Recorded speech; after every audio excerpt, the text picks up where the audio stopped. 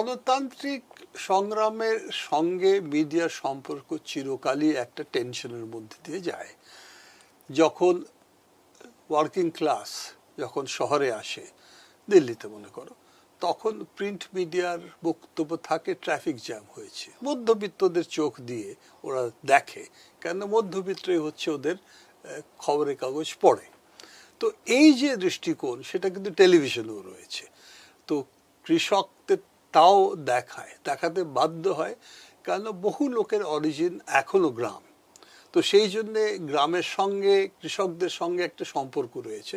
Working ক্লাসের সঙ্গে কিন্তু কোনো সম্পর্ক ওরা রাখতে চায় না। যদি রাখে তাও একটা ক্লাস যেটা আমার বাড়িতে কাজ করতে আসে এইভাবে দেখে। তো এই জন্যে যে প্রিন্ট মিডিয়া হোক, টেলিভিশন মিডিয়া হোক, তার মূল ভূমিকাটা যদি আমরা দেখি, সেটা কিন্তু গণতন্ত্রের কথা বলা ঠিক আছে, কিন্তু এটাও সত্যি তাদের মুখ্য যে রোল, সেটা হচ্ছে কি করে যারা খবরের কাগজ পড়ে তাদেরকে বিক্রি করা যায় অ্যাডভার্টাইজারদের কাছে। কেন অ্যাডভার্টাইজমেন্ট রেভিনিউ আজকে টাইমস অফ ইন্ডিয়া যদি আমরা দেখি মনে করি, তাহলে পরে 85% রেভিনিউ কিন্তু অ্যাডভার্টাইজমেন্ট থেকে আসে। যারা খবরের কাগজ পড়ে তাদের কাছ থেকে আসে না।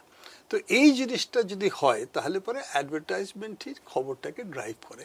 অ্যাডভার্টাইজাররা কি চায়? তারা চায় না যে সংগ্রাম হচ্ছে, এই জিনিসটা সরকার যে করছে এটা ভুল বা ঠিক। ওরা চায় এই একটা মনোবৃত্তি তৈরি করা, যাতে লোক বাইরে গিয়ে কেনে সব কিছু ঠিক আছে, খুব ভালো আছে। আমাদের দিল্লি টাইমস সবচেয়ে বড় source of revenue, Times of India. তো এই জিনিসগুলো যদি দেখি আমরা, তাহলে পরে বুঝতে পারবো যে খবরের কাগজ বা টেলিভিশন কেন এটা করে। কেন এটা করে যদি মনে করি আচ্ছা এটা করা উচিত না, এরমভাবে কেন খবর দিচ্ছে, এদের তো সত্যি সত্যি খবর দেওয়া উচিত, এটা ওদের বিজনেস মডেলের মধ্যে পড়ে না। গুগল, ফেসবুক এগুলো যদি দেখি, তাদেরও বিজনেস মডেল হচ্ছে কি করে লোকেদের কাছে, অ্যাডভার্টাইজার কাছে বিক্রি করা যায়। তো কোনটা ডেমোগ্রাফিকে অ্যাট্রাক্ট করবে, কোনটা ভাইরাল হবে, ভাইরালিটি একটা ব্যাপার রয়েছে, এগুলো আসে। কিন্তু এই অ্যালগরিথমের মধ্যে জনতন্ত্র আসে না। তো এই জন্যে এই মিডিয়া হাউসগুলোর অথবা মিডিয়া কোম্পানিগুলো যদি আমরা দেখি, তাহলে পরে সত্যি কথা কি ইউটিউবে আমরা চ্যানেল রাখতে পারি, আমরা ফেসবুক ইত্যাদিতে যেতে পারি, কিন্তু আমাদের কিভাবে আজকে আমাদের খবরগুলো লোকেদের কাছে পৌঁছবো, এ কিন্তু বিরাট বড় চ্যালেঞ্জ। এটা শুধু আমাদের চ্যালেঞ্জটা, পৃথিবীতে প্রত্যেক জায়গায় এই চ্যালেঞ্জটা রয়েছে। কি গণতান্ত্রিক আন্দোলনের সঙ্গে মিডিয়াকে কিভাবে জোড়া যায়, যারা এটা জুড়তে চায় তারা কিভাবে এটা করবে, সেটা একটা বিরাট চ্যালেঞ্জ রয়েছে। কেননা এখনো অবধি যেভাবে মিডিয়া চলছে, সেটা কিন্তু অ্যাডভার্টাইজমেন্ট মডেল, এটাই হচ্ছে মিডিয়ার মডেল। তো সেই জন্য গণতন্ত্র হচ্ছে সেকেন্ডারি পারপাস। তো এটাও ঠিক যে আজকে যখন লোকেদের কি বলবো, যখন লোকেদের মনোবৃত্তি এভাবে হয় কি এটা বেশি হয়ে যাচ্ছে। ফার্মার্স অ্যাজিটেশন আমরা দেখেছিলাম, সেই ধরনের একটা লোকেদের একটা সিম্পথি ছিল ফার্মার্সের উপর। এরাই তো খাদ্য আমাদের প্লেটে দেয়। তো এই জিনিসটা যে ফার্মারদের যে সিম্পথিটা, সেটার জন্য সেভাবে ওদেরকে দমন করতে পারবেনি সরকার। তো এই জিনিসটা দেখতে হবে কিভাবে আমাদের নিউজ ক্লিক যেরকম মিডিয়া রয়েছে, অন্য মিডিয়াও যে রয়েছে, যারা চায় সংগ্রাম ভিত্তিক নিউজ দিতে, তারা কিভাবে কাজ করবে আজকে, এটা একটা বড় চ্যালেঞ্জ। তো এই যে অল্টারনেটিভ মিডিয়া যারা রয়েছে, এরা মেহনতি মানুষের পক্ষে, শ্রমজীবী মানুষের পক্ষে বা অন্যান্য যারা আরো ডিপ্রেস সেকশন রয়েছে, তাদের সপক্ষে নিউজ আজকে দিনে দাঁড়িয়ে করাটা একটা চ্যালেঞ্জ। আপনি বললেন সেই চ্যালেঞ্জের দিকে কিছু যদি আপনি বিকল্পের কথাও বলেন, যে কিভাবে আপনারা কাজ করছেন তার মধ্যে থেকে দাঁড়িয়ে। এখন তো আমি জাস্ট বেরিয়েছি, ফলে আমি কিভাবে কাজ করছি, নিউজ ক্লিক প্রায় চেষ্টা করছে বহু রকমভাবে বন্ধ করে দেওয়া, ইনকাম ট্যাক্স থেকে অনেক কিছু হচ্ছে, ব্যাপারে আমি বিশদভাবে বলতে চাই না সেগুলো। কিন্তু মূল জিনিস আজকে হচ্ছে যে এটা সত্ত্বেও কিন্তু যদি লোকেরা সোশ্যাল মিডিয়াতে আসে, যে নিউজগুলোরও মনে করে ওদের দেখা উচিত, সেটা দেখতে চেষ্টা করে, সেটা যদি শেয়ার করে, তাহলে একটা অল্টারনেটিভ ন্যারেটিভ সৃষ্টি করা যায়।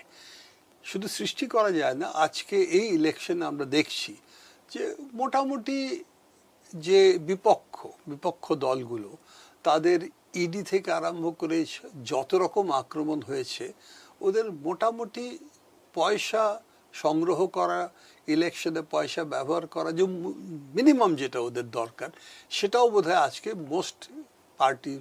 বেশিরভাগ পার্টির কাছে নেই। তো সেখানে কিন্তু আমরা দেখছি, যেটাও মনে হয় এই ইলেকশনে একটা নতুন জিনিস, অথবা এটা আমরা দেখেছিলাম এমার্জেন্সির সময়, বহু জায়গায় মানুষ এসে কিন্তু ইলেকশনটা লড়ছে, পার্টিরা লড়ছে না। সেখানে বিজেপি একেবারে কি বলবো, একাধিপত্য ওরা করতে পেরেছে, কিন্তু সেখানে মানুষ কিন্তু এসে ভোট দিচ্ছে, মানুষ কিন্তু এসে ক্যাম্পেনে যোগ দিচ্ছে। তো এই জিনিসটা যেটা বিভিন্ন জায়গায় হচ্ছে, আমি বলবো না কি সব জায়গায় হচ্ছে, বিভিন্ন জায়গায় হচ্ছে, এটাও দেখায় যে যদি লোকেরা মনে করে যে বেশি হয়ে গেছে, এত আমরা সহ্য করতে পারবো না, তাহলে একটা বদল সম্ভব, চেঞ্জ সম্ভব। আর আমার মনে হয় আজকে এই ইলেকশনে দাঁড়িয়ে এটা বলবো, যতটুকু আমি দেখতে পাচ্ছি, খুবই কম, তোমরা অনেক বেশি দেখছো, যতটুকু আমি দেখতে পাচ্ছি মনে হয় একটা সেই ধরনের একটা চেঞ্জের একটা শুরুয়াত যে হিন্দিতে বলে, সেটা দেখতে পাচ্ছি। যেটা বললাম, ইলেকশনের রেজাল্ট আমি প্রেডিক্ট করতে চাই না, করা উচিত না আমার পক্ষে, কারণ আমি 7 মাস ভেতরে ছিলাম।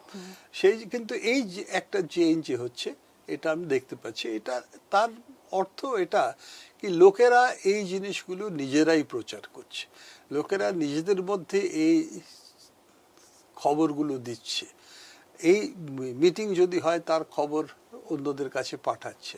তো এইটা যদি হতে পারে, তাহলে পরে সত্যি সত্যি একটা জিনিস এস্টাবলিশ হবে যে জনগণ যদি একবার জেগে যায়, তাহলে পরে কোনো রকম মিডিয়াই হোক, তাদেরকে সেটা ফলো করতে হবে। আর দেখছি সেই জন্য শুধু সোশ্যাল মিডিয়া না, দেখছি খবরের কাগজের খবরটাও যেন 1 মাসের মধ্যে একটু একটু চেঞ্জ হয়েছে, একটু অন্য খবর দিচ্ছে। আগে তো একেবারেই একতরফা ছিল, এখন অন্য খবরগুলো দিতে হচ্ছে। তো এই জিনিসটা কিন্তু দেখাচ্ছে কি একটা চেঞ্জ লোকেদের মধ্যে বোধহয় হচ্ছে। মিডিয়া, যেটা বলেছি প্রথম থেকে, সমাজের থেকে আলাদা করে দেখতে পারবো না, এটাকে একসঙ্গে জুড়ে দেখতে হবে। তো সমাজের মধ্যে পরিবর্তন যদি করা সম্ভব, আর যদি হওয়া সম্ভব, তাহলে পরে মিডিয়াও বদলাবে। মিডিয়া এটা লিড করবে না, কিন্তু মিডিয়ার উপরে এটার এফেক্ট পড়বে।